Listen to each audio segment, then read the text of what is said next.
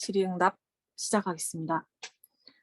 쉬는 시간에 조한나님께서 질문을 채팅창에 남겨주셨는데요.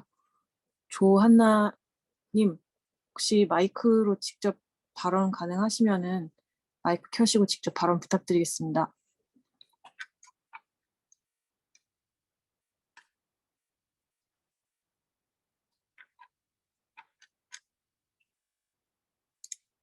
네, 어렵다고 하십니다.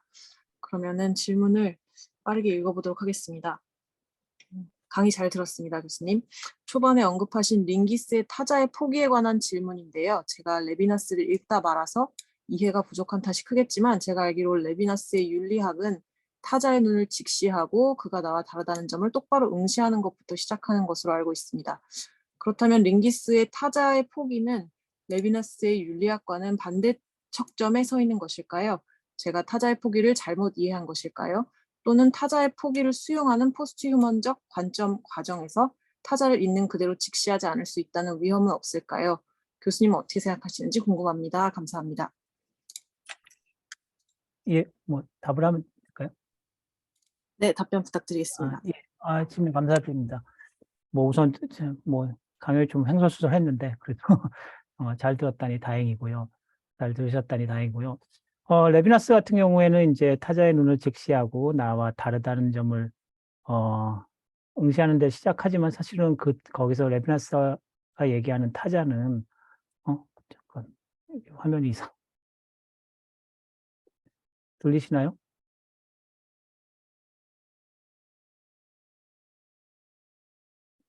들리시나요?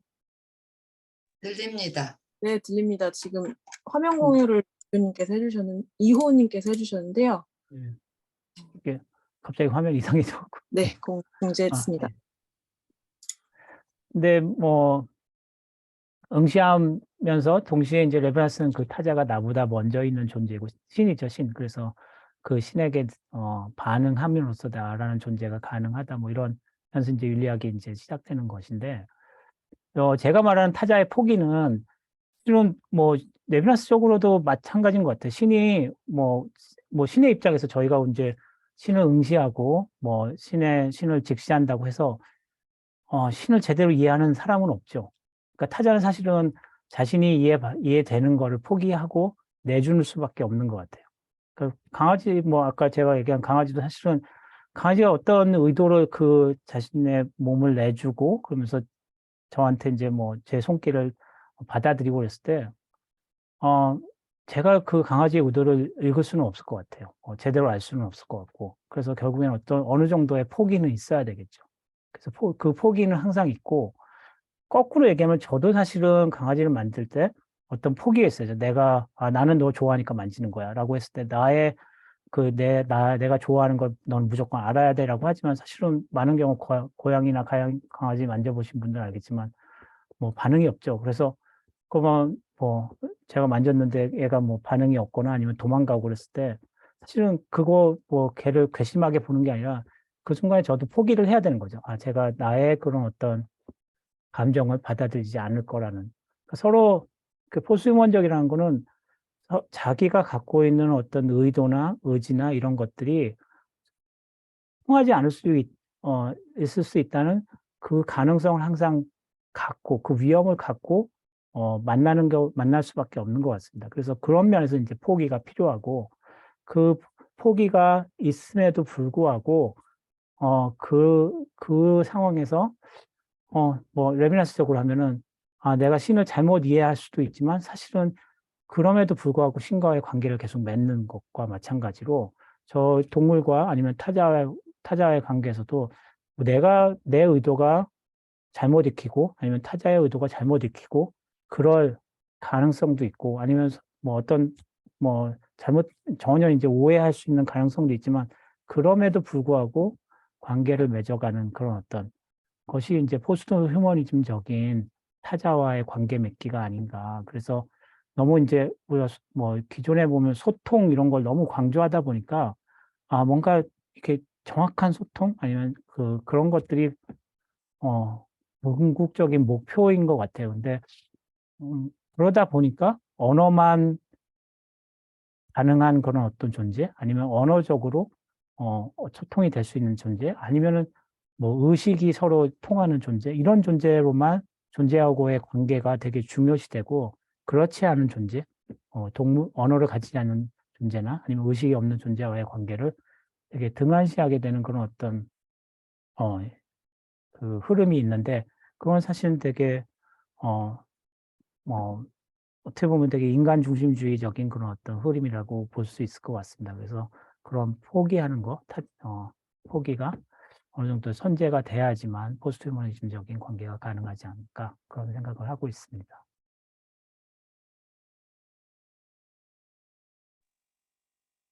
네, 감사합니다. 다음 질문은 추병곤님께서 직접 발언 어렵다고 하셨고요.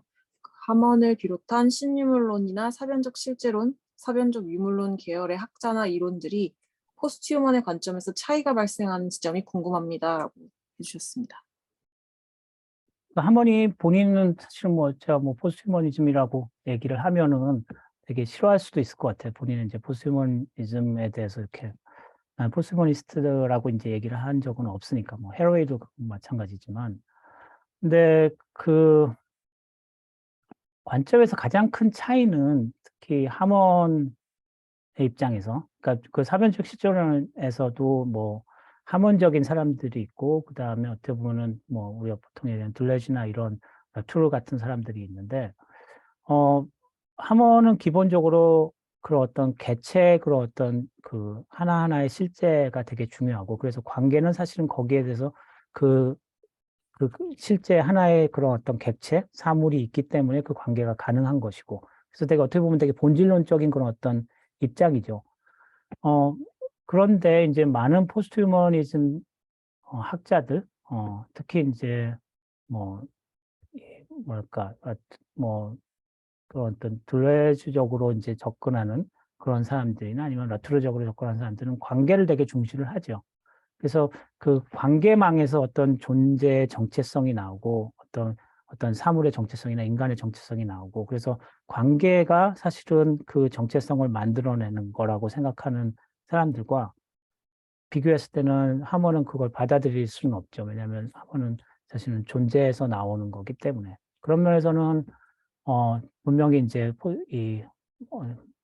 뭐 특정한 그런 어떤 포스트휴머니즘 학자랑은 차이가 있는 것 같습니다. 그런데 제가 그럼에도 불구하고 하몬을 포스트휴머니즘으로 이제 끌어들이려고 하는 의도는 그 사물의 어떤 중요함, 개별 사물의 중요함을 만들어내는 주장하는 하몬의 입장이 실은 그 포스트휴머니즘은 되게 중요하다고 저는 생각이 들어서 그게 왜냐하면은 인간 중심주의를 비판하고 해체하는 게 인간이 나쁘다라는 쪽으로 계속 얘기를, 크리티컬 포스트 휴머니즘처럼 인간의 그런 어떤 모습들이 나쁘다고 얘기하는 것들이 많았는데, 동시에 해야 되는 게, 그러면 다른 사물들이 왜 중요한지, 다른 인간이 아닌 다른 존재들이 왜 중요한지를 또 얘기를 했는데, 거기에 대해서는 좀 기존의 포스트 휴먼 학자들이 좀 어, 어, 열심히 안 했던 것 같아요. 그래서 그런 면에서는 하몬의 그런 어떤 입장이 좀 필요하겠다라는 생각입니다. 그리고 유기훈님께서 질문 직접 가능하시다고 하셨는데요. 혹시 지금 말씀해 줄 수 있을까요?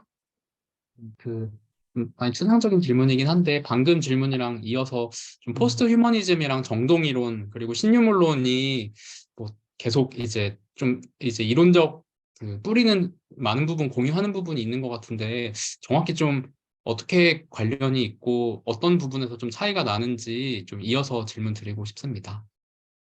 예, 신유물론 뭐 저는 신사물론이라고 계속 얘기를 하는데, 어, 신사물론 이제 방금 이제 하몬과의 관계에서 얘기했을 때 신사물론도 뭐 사실은 어떤 관계를 중요시하는 사람들이 있고, 하몬처럼 이제 어떤 개별자를 중요시하는 사람이 있는데, 그런 면에서 이제 관계가 조금 다르겠죠.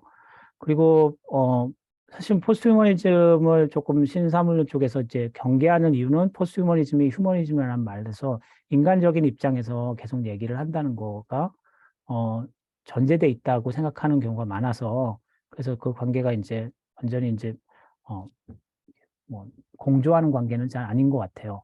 근데 제 그 책에서도 얘기하고 싶었던 거는 그럼에도 불구하고 그런 어떤 이론적인 그런 어떤 입장이 다르지만 인간 중심주의를 비판하고 해체하고 그래서 인간이 아닌 다른 존재들과의 그런 어떤 뭐 존재 자체가 어떤 존재이든 그 존재와 관계를 맺는 것 방식을 우리가 새롭게 해야 된다는 입장에서는 똑같기 때문에 뭐 어떤 궁극적인 입장은 다르더라도 공조를 해야 되는 게 필요하지 않나라는 게 이제 얘기고 그래서 그런 입장에서는 이제 포스트 휴머니즘이 좀 그거를 주도해서 관계를 이어가야 되겠다라는 생각이고 정동이론 같은 경우에는 저도 뭐 정동이론을 잘 모르기 때문에 그 관계가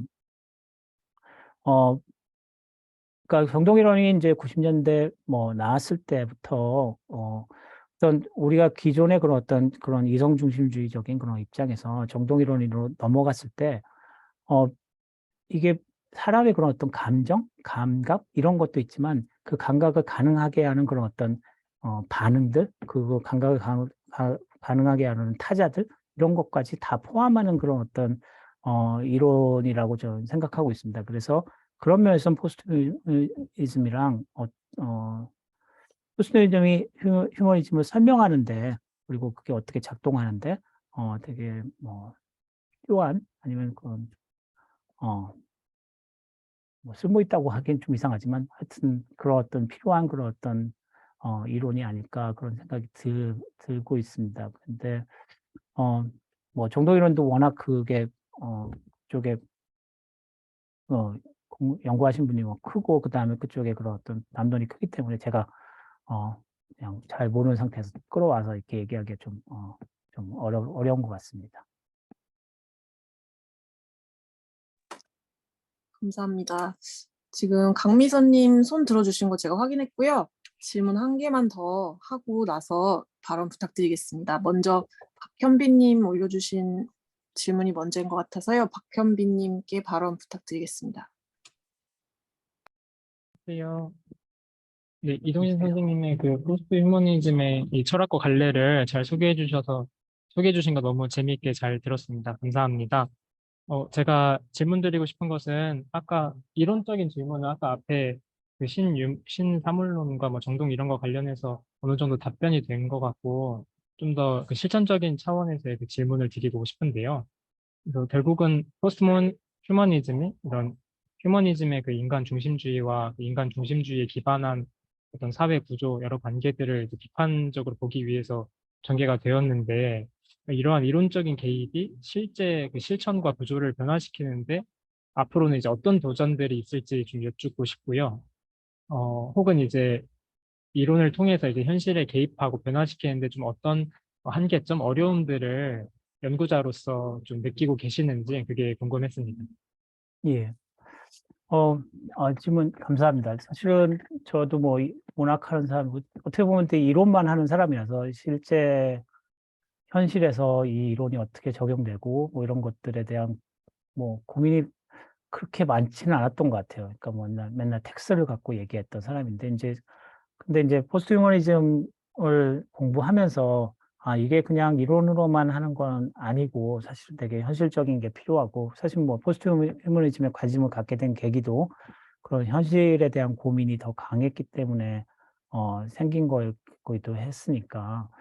그래서 한편으로는 그 어려움이라고 그러니까 그 어려움이나 이런 것들을 느끼는 경우는 많죠. 뭐 그러니까 뭐 이게 이제 이론적으로는 뭐 인간관계 뭐 동물과 관계가 뭐 이렇게 해야 된다 그랬지만 사실 현실적으로는 뭐 그런 예를 들자면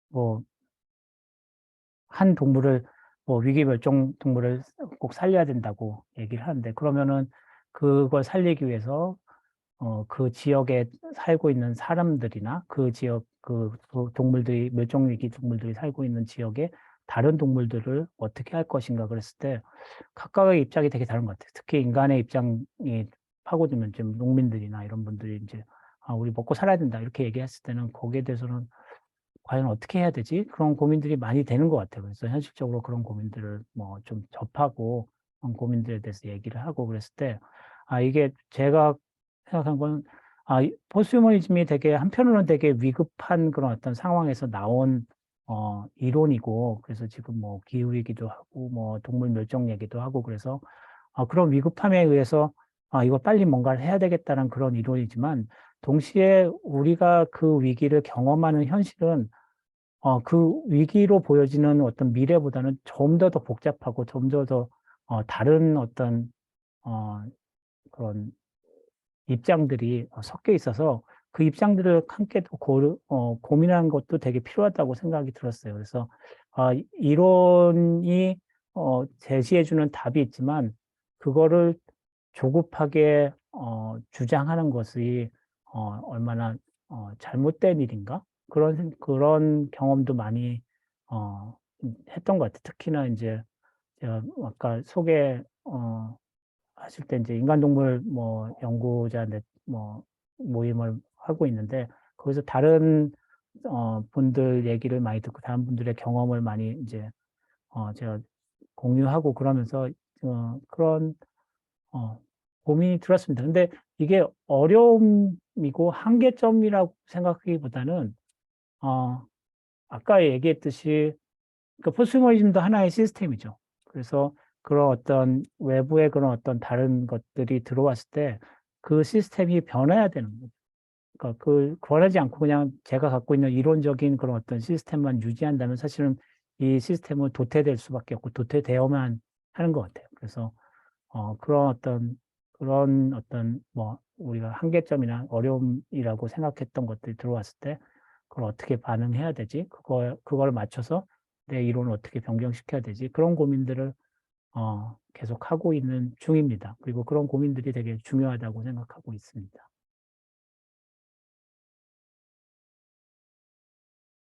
답변이 되셨나 보네요.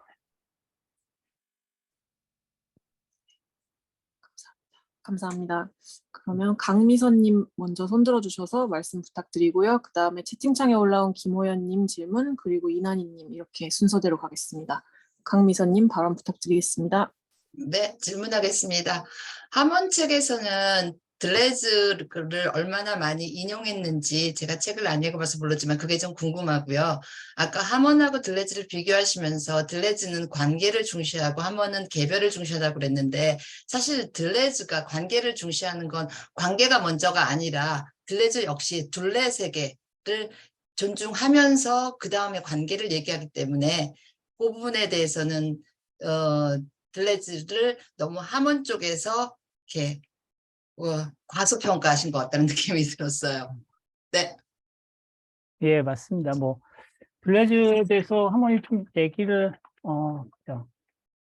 종종 하죠. 예, 뭐 특히 이제 아까 했던 그 사변적 실제론 스페큘레이티브 리얼리즘에 이제 그랜트 얘기할 때 블레즈 얘기를 좀 했고 그 다음에 최근에 좀 뭐 특히 이제 그 마누엘 들란다라는 사람이랑 이제 어떤 대화식으로 이제 한 책인데 The Rise of Realism이라는 책이 있는데 그 들란다는 이제 워낙 그 둘레즈 학자이기도 하고 그래서 그런 그 책에서 둘레즈 얘기를 많이 하고 있습니다.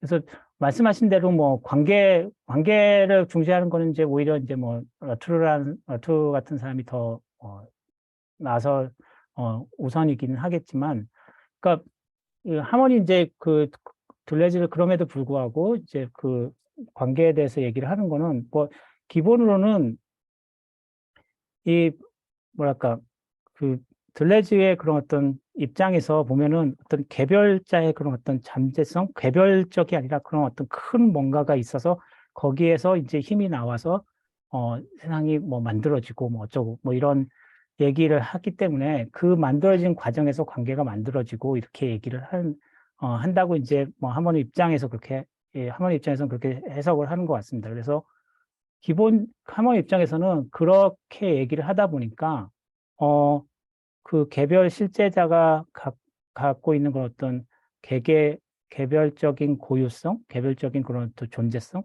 이런 것들이 사실은 무마되는다 아니면 없어진다라고 얘기하기 때문에 자기는 그것과 좀 다르다 이렇게 얘기를 하고 있습니다. 그래서 이거는 뭐 우리가 뭐 그걸 누가 옳다 그르다라고 얘기를 하기에는 좀 그렇지만 세상을 이해하는 방식이 세계관이랄까? 그런 게 좀 다르지 않나라는 생각이 들어서 그 하몬과 그런 어떤 둘레즈의 차이는 얘기를 하고 뭐 말씀하신 대로 둘레즈 철학이 워낙 하몬에 비교해서 둘레즈 철학이 워낙 더 크죠. 사실은 뭐 둘레즈 워낙 더 오래 연구를 한 사람이고 그다음에 둘레즈 연구자가 하몬의 연구자에 비해서는 비교할 수 없을 정도로 워낙 많기 때문에 제가 뭐 둘레즈의 철학이 이거다 뭐 이렇게 얘기하기는 되게 이상한 것 같아요. 근데 적어도 이제 하몬이 얘기하기에는 자신의 입장에서는 좀 자신의 철학은 이런 면에서 좀 다르다라고 얘기하고 있습니다.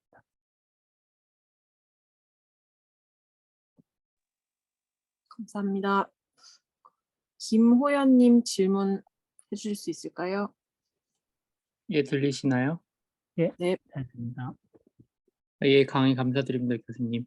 저 캐리 울프에 대해서 질문 드리려고 하는데요. 간단하게.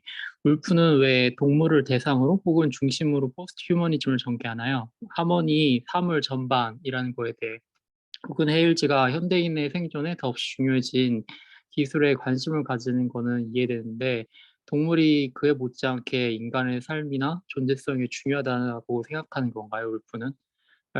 그게 말씀하신 피터 싱어나 다른 과학자들이 동물에 대한 인간의 기존의 그런 인식에 대해 요즘에 도전을 하고 있는데 그런 윤리학에 어느 정도 영향을 받은 것일까요? 예, 질문 감사드립니다. 왜 동물을 대상으로 포스트 휴머니즘 전개하냐고 여쭤보셨는데 뭐 그냥 드는 답은 그냥 왜 안 되나라는 그런 생각이 들면서 동시에 이제 울프가 동물에 관심을 갖는 이유는 제가 보기엔 두 가지인 것 같아요. 그러니까 하나는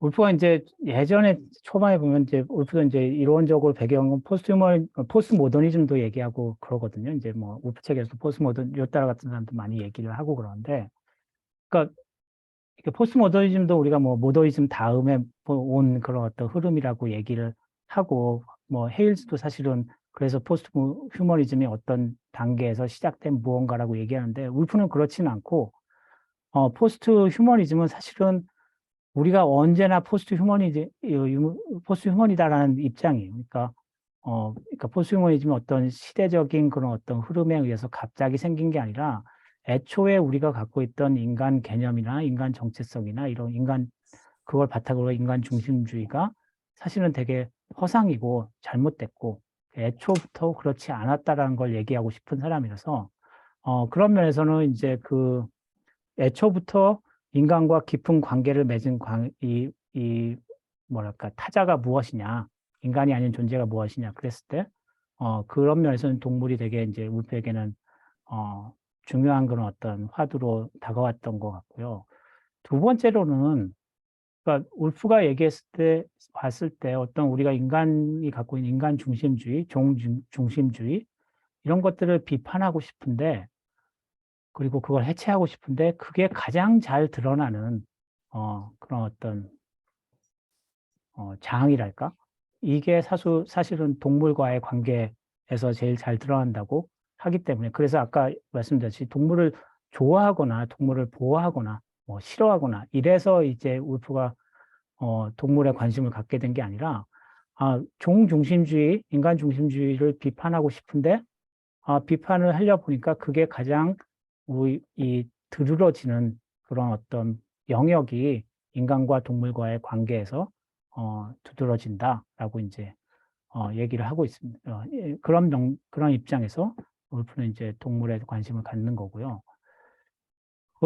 피터 싱어나 이런 학자들의 영향을 긍정적으로 안 받았다고 하면 거짓말일 것 같아요. 왜냐하면 울프의 그런 세대 자체가 피터 싱어나 어떤 동물 윤리를 했던 사람들이 워낙 이론적으로 아니면 이제 현실에서도 되게 강했던 그런 어떤 시기였기 때문에 분명 영향을 받았죠. 근데 오히려 그런 어떤 그거를 계승하는 영향보다는 피터 싱어가 얘기하는 그런 어떤 동물 윤리나 아니면 동물권 운동과 자신의 그런 이런 이론의 차이를 설명하면서 그 영향력을 좀 보여주는 것 같습니다. 그래서 예를 들자면 이제 피터 싱어나 어떤 동물학자들이 하는 것을 비판하는 동물윤리 해방권자들을 비판하는 입장에서 울프는 그러니까 그 사람들이 사실 얘기하는 그런 어떤 동물 위하고 동물을 보호하고 이런 것들이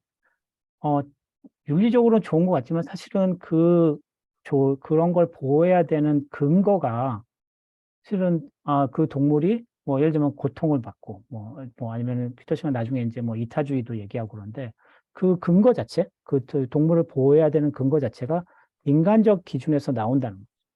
그러니까 되게 어떻게 보면 좀 심하게 얘기하면 시혜주의인 거죠. 내가 이런 존재인데 내가 갖고 있는 특징을 너가 공유하면은 너를 보호해 줄게. 이런 입장이라는 거죠. 그렇다 보니까 그런 어떤 해방권 운동은 계속 연장되면 사실은 인간이 갖고 있는 그런 어떤 우월한 존재, 그리고 인간이 갖고 있는 특성의 우월성, 이런 것들을 연장하는 것밖에 안 된다는 거죠. 그랬을 때는 결국에는 인간과 동물 관계는 여전히 상하로 이루어질 수밖에 없고, 그러면 전혀 새로운 어떤 인간-동물 관계는 일어나지 않고, 그러다 보니까 어떤 지금 뭐 사실 21세기 코로나 생기고 경제 위기 있고 그랬을 때 인간 삶이 힘들어지니까 곧바로 동물에 대한 관심, 환경에 대한 관심이 줄어들거든요. 예. 그러니까 이게 기본적으로는 그런 위계질서 관계가 한 번도 바뀐 게 없었기 때문에 어떤 상황이 바뀌면 그 관계가 다시 이렇게 부정적으로 드러날 수밖에 없다. 이게 이제 울프의 입장이고, 그랬을 때 이런 상황이 재발되지 않으려면 그 관계 자체를 바꿔야 되고, 그래서 이제 그런 면에서 이제 인간 중심주의를 해체해야 된다라는 게 이제 울프의 입장이고, 그런 면에서 이제 피터 싱어랑 좀 다른 입장이죠. 예, 감사합니다. 감사합니다. 네, 다음으로 이난희님께 네, 안녕하세요. 오늘 네. 강연 너무너무 감사하게 잘 들었고요.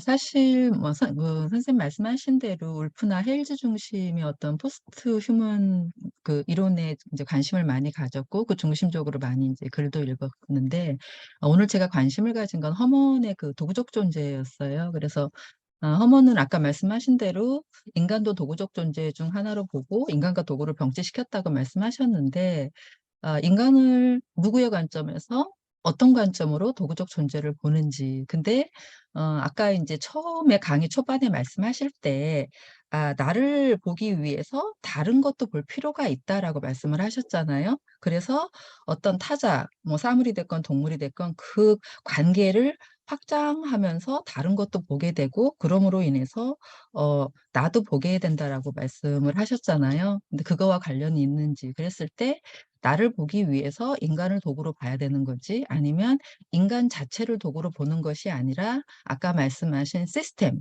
인간의 시스템을 도구로 보는 것인지 이제 그 책을 아직 안 읽어서 좀 그 부분이 많이 궁금했습니다. 감사합니다. 네, 감사합니다. 그러니까 뭐 내 자신을 도구 존재로 본다는 거는 사실은 인간에겐 뭐 하이데거 입장이나 뭐 입장에서는 인간은 항상 그렇게 자신을 봐왔죠.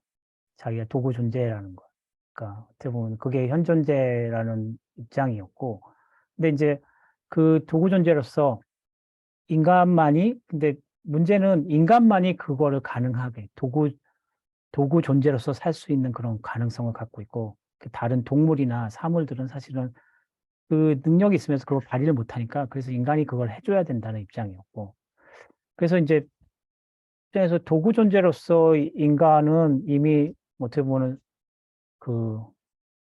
가능했고, 근데 다른 존재들이 과연 도구 존재로서 존재할 수 있는지를 하머는 타진하면서 다른 존재도 가능하고, 그랬을 때 인간이라는 존재를 현 존재라는 말로 이렇게 다르게 얘기하기보다는 모든 존재가 도구 존재라고 얘기하면 되지 않냐라고 하는 게 이제 하머의 기본 입장인 것 같고요.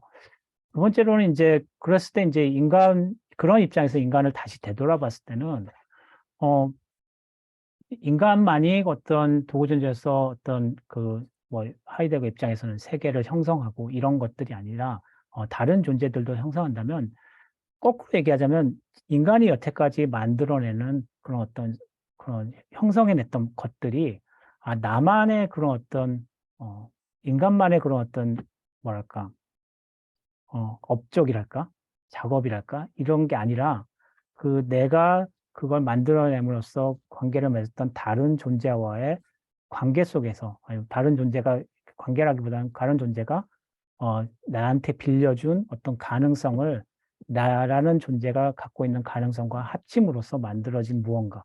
그랬을 때는 인간이 갖고 있던 그런 어떤 수많은 그런 어떤 인간만의 그런 업적들, 고유한 그런 어떤 개념들 이런 것들이 더 이상 인간만의 것이 아니라는 그런 설명이 가능해질 것 같아요. 그래서 한편으로는 사물을 도구로 존재해 본다는 것도 중요하지만 다른 한편은 다른 사물이 도구 존재이기 때문에 인간이 유일하게 도구 존재로서 했던 일은 사실은 없었다. 이런 것들을 또 깨닫는 그런 어떤 계기가 되지 않을까 그렇습니다.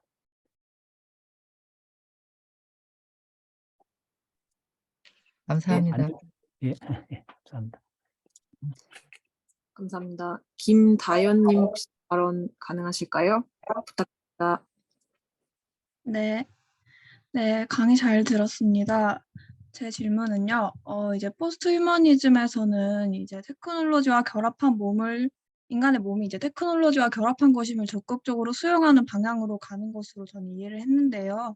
이제 그렇다면 동물의 신체에 기술을 결합하는 것, 뭐 예컨대 동물과 잘 소통하기 위해서 뇌 컴퓨터 인터페이스 기술을 쓴다 이런 말도 있고, 아니면 생물 다양성을 위해 재생산 기술을 도입한다든지 아니면 동물 각 개체의 인지 향상을 위해서 기술을 도입한다든지 이런 뭔가 가능성이 여러 발견되고 있는데 이와 관련해서 동물권 담론에서는 사실 비판적으로 볼 수도 있을 것 같고 반면에 포스트 휴머니즘 담론에서는 뭔가 긍정적으로 볼 만한 여지도 있는 것 같은데 어떤 논의가 진행되고 있는지 좀 듣고 싶어서 질문드립니다. 예, 감사합니다. 그러니까 테크놀로지와 몸을 수용하는 게 그러니까 헤일즈의 입장에서는 우리가 이제 뭐 원래 몸을 갖고 있고 그다음에 사이보그 바디가 있었고 그다음에 요새 이제 포스트 휴먼 바디가 있다라고 이제 얘기를 하는데 근데 뭐 사이보그 바디랑 포스트 휴먼 바디랑 조금 다르다고 이제 헤일즈는 얘기를 하고 있습니다. 이제 그게 무슨 말씀이냐면 사이보그 바디는 인간의 몸을 사이보그로 만들면서 인간의 그런 어떤 인간이 갖고 있는 능력을 향상시키거나 아니면 인간이 갖고 있는 그런 어떤 물론 이제 뭐 헤로인은 좀 다른 맥락에서 얘기를 하겠지만 우리가 보통 사이보그를 개발할 때 뭐 사이보그란 말이 처음에 만들어졌을 때는 그런 입장이었고 그래서 인간이 갖고 있는 능력이나 아니면 인간이 갖고 있는 그런 어떤 인간이 할 수 있는 행동을 어떤 환경에서도 계속 할 수 있도록 만들어주는 그 테크놀로지를 통해서 만들어주는 게 이제 사이보그 바디의 그런 어떤 정의였고 그랬을 때 헤일즈 입장에서는 그렇게 하는 게 가능하다면 사실은 인간의 몸이 바뀌는 거고 그랬을 때 인간의 몸이 바뀐다는 거는 결과적으로 몸이 바뀌면 인간의 의식도 바뀌고 인식도 바뀌고 이렇기 때문에 이게 모든 그런 몸과 뭐 의식이 모두 하나로 뭐 하나라기보다는 연결돼 있기 때문에 결국에는 기존의 인간 개념도 항상 똑같이 유지될 수 있는 거는 불가능하다라고 해서 이제 그런 입장에서 이제 포스트 휴먼 바디라는 말을 썼고요. 그다음에 동물의 입장에서는 이게 물론 동물권 담론에서는 되게 이제 비판적이죠. 근데 이게 애매한 것 같아요. 그러니까 다른 한편으로는 이제 우리가 동물 뭐 GMO도 있고 뭐 동물은 이제 동물 실험 뭐도 있고 테크놀로지로 계속 동물 몸을 변형시키고 이런 것들에 대한 그런 비판도 있고 저도 뭐 그런 데에서는 되게 비판적이고 그러지만 다른 한편으로는 지금 예를 들자면 동물권을 위해서 테크놀로지가 엄청나게 많이 사용되고 있거든요. 그러니까 뭐 동물을 구조할 때부터 시작해갖고 동물 보호할 때도 그렇고 동물을 나중에 뭐 구조한 동물을 다시 방생할 때도 뭐죠? 그 GPS 달아서 그 동물이 어디 움직이는지 보고, 그다음에 어떤 동물들이 멸종 위기인지, 어떤 동물이 어떤 상태인지, 그리고 어떤 동물들이 아픈지 이런 것들은 분명히 그 우리가 지금 개발해놓은 테크놀로지가 없이는 사실 불가능한 그런 어떤 일들인 것 같아요. 그러니까 동물 몸을 그 몸을 그냥 바꾸는 것도 테크놀로지를 통해서 바꾸는 거지만 그 동물 몸이 사는 환경을 테크놀로지를 통해서 바꾸는 거 아니면 그 테크놀로지를 통해서 그걸 보는 것도 사실은 변화이죠. 그래서 그런 면에서는 사실은 또 우리가 테크놀로지와 동물의 그런 관계가 항상 부정적이라고 볼 수는 없을 것 같아요.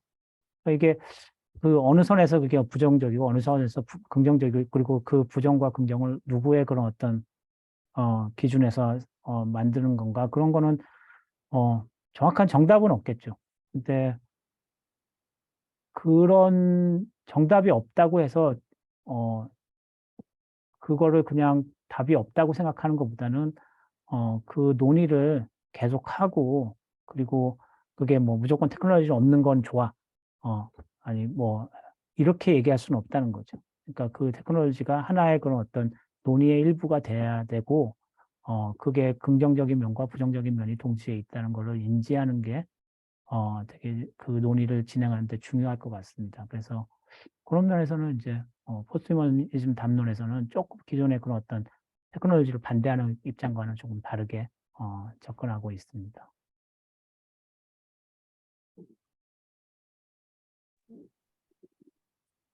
네, 감사합니다. 다음 질문은 조정환 선생님께서 채팅창에 올려주셨습니다. 말씀 부탁드립니다.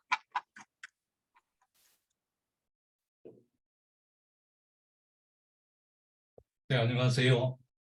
예, 반갑습니다. 좋은 책을 내주셔가지고 아유, 정말 감사합니다. 고맙게 생각합니다. 그 말씀을 듣다 보니까 질문이 하나 생겨가지고 올렸는데요. 거기 맨 처음 시작하실 때에 그 객체지향 철학은 필연적으로 요소의 철학이다. 이런 문구가 있어가지고 그 질문을 드리고자 합니다. 그 하모는 쓴 데도 읽겠습니다. 사물을 그것의 구성요소로 반응하는 것을 하향환원이라고 불렀고 또 객체를 그것의 효과 혹은 의미로 환원하는 것을 상향환원이라고 불러가지고 비판적으로 보고 있는데요. 객체지향 철학은 바로 이러한 두 개의 환원을 넘어서기 위한 철학이라고 강조를 해왔습니다. 그런데 오늘 강의에서 선생님께서는 그 하몬의 객체지향 철학은 필연적으로 요소의 철학이다. 이렇게 이제 말씀을 하셔가지고 이 규정에 따르게 되면은 객체는 다른 객체를 구성하는 요소로 위치 주어지기 때문에 그렇게 되게 되면 하몬이 스스로 이제 극복하고자 한 하향 환원주의 철학 속으로 다시 이렇게 떨어지는 게 아닌가 하는 그런 느낌이 남게 되었습니다. 사물을 그것의 구성 요소로 환원하는 하향 환원을 극복해야 한다. 그건 제가 보기에는 이제 하몬이 실제 객체는 관계에서 물러나 있고 관계 속 들어가는 것은 감각 객체일 뿐이다. 라고 했을 때에 바로 그거로 집약된다고 생각하는데요. 이러한 하몬의 주장하고 좀 전에 읽었던 객체지향 철학은 필연적으로 요소의 철학이다. 라고 하는 말 사이에는 상당한 긴장이 있는 것처럼 느껴져가지고 이걸 이제 어떻게 이해를 해야 될지 요소 개념이 뭔가 두 규정 사이에서 차이가 나는지 그런 걸 알고 싶어서 질문을 드립니다. 예, 예, 감사합니다. 예, 어려운 질문인데,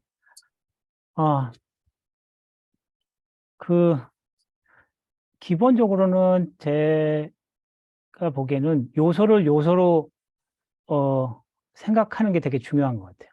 그러니까 말하자면은, 우리가 어떤 개체를 봤을 때, 이렇게 어떤 현상을 했을 때, 이걸 요소로 보지 않고, 예를 들면은 뭐, 아까 얘기했지, 차가운 얼음이다 보면, 이 차가움이 이게 요소인데, 사실은 그 요소로 보지 않고 우리가 보통 그거를 얼음의 속성이라고 보죠. 그러면서 우리는 이제 그걸로 통해서 우리가 얼음이 무엇인지 안다라고 얘기하죠. 그랬을 때는 그거는 요소로 보는 게 아니라 그 사물의 속성으로 보는 거예요. 그러니까 그런 게 우리의 그런 어떤 입장이었고, 특히나 이제 과학적인 입장에서는 되게 그런 면이 되게 많았죠. 이렇게 사물의 어떤 우리가 관찰을 통해서 본 어떤 사물의 특성들을 그 사물의 특성으로 보고, 그리고 그 사물의 특성을 통해서 거꾸로 그 사물의 어떤 사물의 정체성을 뭐 아니면 개념을 만들어내고 이랬는데, 하모 입장에서는 요소의 철학이기 때문에 그 요소, 우리가 보고 있는 게 요소라는 게 되게 중요한 거죠. 그걸 계속 인지하고 있는 게. 그래서 우리가 요소로 보는 어떤 현상들, 그 현실들, 이런 것들이 뭔가 경험을 하고 있지만 동시에 그게 요소이기 때문에 그 요소 뒤에 감춰져 있는, 아니 물러나 있는 그런 실제, 현재가 사물들이 여전히 존재하고 있다는 거. 이게 되게 중요한 것 같습니다. 그래서 그냥 요소의 철학이라는 게 요소만 보자라는 게 아니라 요소를 요소로 인식함으로써 그 요소 뒤에 숨겨진 실제가 있음을 동시에 인정하자라는 게, 이게 그 다른 한편으로도 중요한 게 요소를 요소로 인정함으로써 실제가 갖고 있는 고유성, 실제가 우리의 그런 어떤 행동이나 우리의 인식으로 이렇게 각각의 사물이 막 변형되고, 아니면 각각의 사물이 그 특성을 잃어버리고, 이런 상황이 벌어지지 않고, 그 사물의 그런 어떤 고유성은 우리가 아무리 그 사물을 경험한다 하더라도 그 사물의 고유성은 여전히 보존될 수 있는 그런 가능성을 만들어주기 때문에, 그런 면에서 이제 필연적으로 요소의 철학이라고 이제 하모니 얘기한다고 저는 이해하고 있습니다. 그래서 요소의 철학이 요소만 보자는 게 아니라 요소를 요소로 봄으로써 사물이 어떤 존재인지를 동시에 우리가 인정하는 그런 입장이라고 생각할 수 있습니다.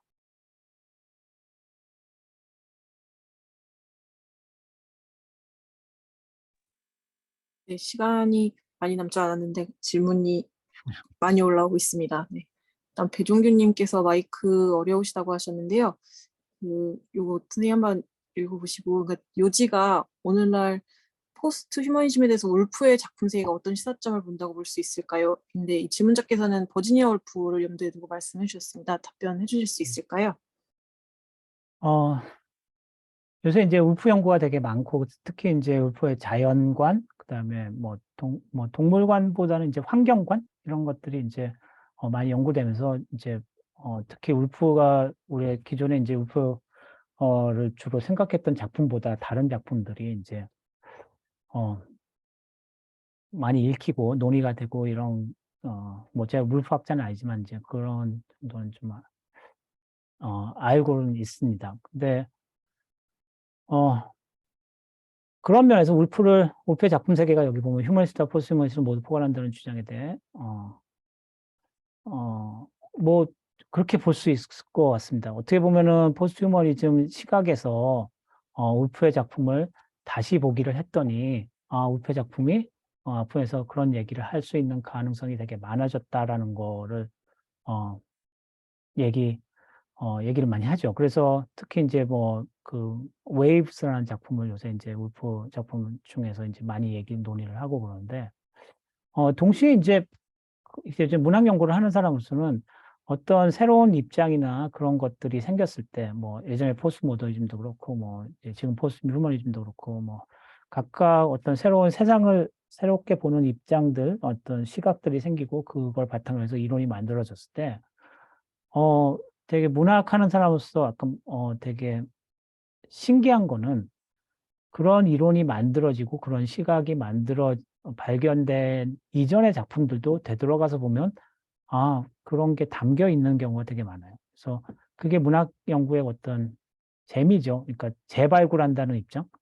그러니까 뭐 100년이 지난, 200년이 지난 작품도 시대에 뒤떨어졌다는 말을 하기 전에 그 작품을 봄으로써, 물론 그 작가가 그런 생각을 하고 있거나 그 작가가 직접적으로 그런 주장을 하고 있는 건 아니지만, 그럼에도 불구하고 문학 작품에서 그렇게 그런 면들을 찾는 게 문학 연구자로서는 사실은 되게 즐거운 일이기도 합니다. 그래서 뭐 울프의 입장도, 울프 스스로가 지금 되게 포스트 휴머니즘적이다라고 얘기하기는 좀 힘들지만 울프의 작품은 적어도 포스트 휴머니즘적으로 읽을 수 있는 가능성이 많다. 이렇게 얘기할 수 있을 것 같습니다.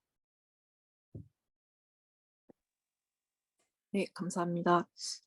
아무래도 시간 관계상 KJC님과 박선영님 질문을 마지막으로 해야 하지 않을까 싶은데요. 일단 동시에 좀 드려보도록 하겠습니다. KJC님은 객체지향 철학에서 함원의 객체지향 철학에서 객체는 무엇인가요? 사물 플러스 객체인가요? 라고 대독을 부탁하셨고요. 박선영님께는 질문을 부탁드리겠습니다. 저는 강의 감사드립니다. 맨몸으로 세상과 관계 맺는 것과 디지털을 통해서 세상과 관계를 맺는 것이 굉장히 다른 차이점이 있을 것 같다는 생각이 드는데요. 그래서 포스트 휴먼의 몸이 가진 물질성에 대해서 좀 관심이 가져서요. 이 부분이 그 몸이 가진 물질성의 속성이 어떠한 것인지 조금 자세하게 설명 부탁드립니다. 감사합니다. 예, 감사합니다. KJC 질문부터 사물과 객체는 사실 뭐 같은 말로 생각하셔도 될 것 같습니다. 근데 객체는 이제 어떻게 보면은 이제 뭐 오브젝트 오리엔티드 필로소피라고 했을 때 이제 함원에서 그러니까 모든 사물이 그냥 우리가 뭐 사물 얘기할 때는 제가 쓸모도 없고 그냥 뭐 이제 뭐 아무런 그런 어떤 쓰임새도 없고 이런 그리고 어떤 가능성도 없고 이렇게 생각할 수 있는 사물도 많은데 함원 입장에서는 모든 사물들이 어떤 그런 가능성이 항상 있고 뭔가 이렇게 뭐 망가졌을 때도 뭔가 새로운 게 뭔가 새로운 뭐 예술 같은 게 함원이 이제 예술을 많이 얘기하는데 예술 같은 게 그런 거죠. 전혀 이제 우리가 아무것도 아닌 것 같은 그런 어떤 사물들을 갖고 어떤 예술 작품을 만들어내는 게 그런 거라서 그런 면에서 그런 예술 작품은 객체죠. 이렇게 하나의 그런 오브젝트가 되는 거니까. 그러니까 모든 사물이 객체가 될 수 있는 객체라는 말이 가능해질 것 같습니다. 그래서 그런 면에서 이제 사물과 객체는 그런 어떤 뭐 동일한 그러니까 사물을 객체로 봐야 된다는 그런 입장으로 이해를 할 수 있을 것 같습니다. 그래서 뭐 저는 이제 사물이란 말을 더 좋아하고 사실 그렇지만 객체란 말이 좀 주체와 반대되는 말처럼 들려서 근데 꼭 그렇지는 않습니다. 그래서 그 사물이 갖고 있는 어떤 가능성을 강조한다는 말에서 객체를 쓰는 것이고요. 그 몸이 가진 물질성의 속성이라고 했을 때 여기서 몸은 이제 유기적인 몸뿐만 아니라 모든 물질의 그런 어떤 물질성이죠. 그러니까 예를 들자면 이제 헬즈의 입장에서 이제 아까 뭐 정보가 몸이 있냐 없냐라고 말씀을 드렸는데 그러니까 책을 읽는 것도 마찬가지. 저희 뭐 아시겠지만 뭐 종이책을 읽는 거랑 이북을 읽는 거랑 아니면 오디오북을 읽는 거랑 되게 다르죠. 그러니까 사실은 저희가 읽고 듣는 정보는 똑같잖아요. 이제 뭐 그 내용은 뭐 이게 뭐 그렇지만 그 정보가 전달되는 아니면 그 정보가 담겨 있는 몸은 되게 다르죠. 종이책이랑 이북이랑 그다음에 이제 뭐 오디오랑 그랬을 때 그 각각의 매체가 갖고 있는 사실은 물질성이 우리의 경험을 되게 이렇게 다르게 하거든요. 그러니까 우리가 뭐 읽고 나서 아유 뭐 그런 내용이지라고 하지만 동시에 나중에 보면은 그 경험 자체가 되게 달라요. 이렇게 뭐 다들 경험하셨을 것 같아요. 뭐 종이책을 읽는 경험이랑 다른 거랑. 그랬을 때 그 물질성이 되게 중요하다는 거죠. 그래서 이렇게 헬즈가 이제 이런 매체들 간의 그런 어떤 차이를 하면서 뭐 이렇게 비교 미디어 연구라는 걸 이제 하자 이렇게 얘기를 하기도 하는데 그런 면에서 우리가 어떤 정보를 접할 때, 어떤 정보를 경험할 때, 그 정보가 단순히 그냥 내용으로서만 우리에게 접해지는 게 아니라 그 정보가 담겨 있는 몸이 갖고 있는 그런 어떤 정보로만 이해할 수 없는 그런 어떤 무언가가 있죠. 그랬을 때 그게 물질성이라고 할 수 있고, 그랬을 때 그런 물질성을 뭐 사실 알게 모르게 다 경험하는 것 같습니다. 예. 그래서 그런 면에서 이제 몸의 물질성의 속성이라고 이제 그래서 뭐 유기적 몸만 아니라 모든 몸을 얘기할 수 있을 것 같습니다.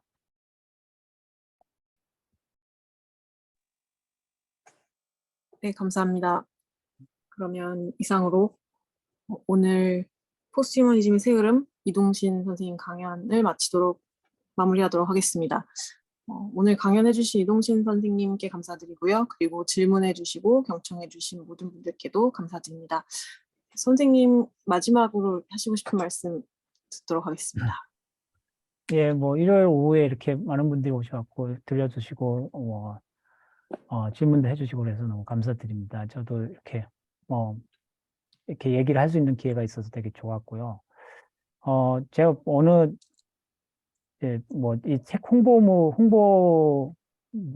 뭐 하여튼 신문 같은 데다 이제 좀 이렇게 좀 책을 홍보하는 얘기를 좀 했었는데, 거기서,